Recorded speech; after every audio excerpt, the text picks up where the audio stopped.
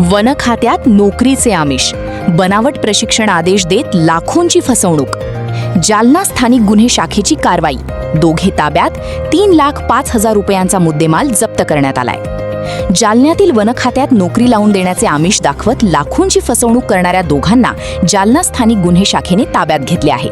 आरोपींकडून 3,05,000 रुपयांचा मुद्देमाल जप्त करण्यात आला आहे.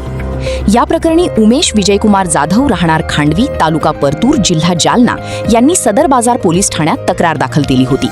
तक्रारीनुसार आरोपींनी वन खात्यात नोकरी लावून देण्यासाठी तब्बल 15 लाख रुपयांची मागणी केली होती. त्यापैकी पहिल्या टप्प्यात 4 लाख रुपये घेत आरोपींनी तक्रारदाराचा विश्वास संपादन केला. यानंतर आरोपींनी बनावट प्रशिक्षण आदेश तयार करून ते व्हॉट्सअॅपवर पाठवले.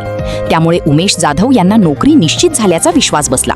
मात्र काही दिवसांनी आपली फसवणूक झाल्याचे लक्षात आल्यानंतर त्यांनी पोलिसांत धाव घेत तक्रार दिली. या तक्रारीवरून सदर बाजार पोलीस ठाण्यात गुन्हा दाखल करण्यात आला.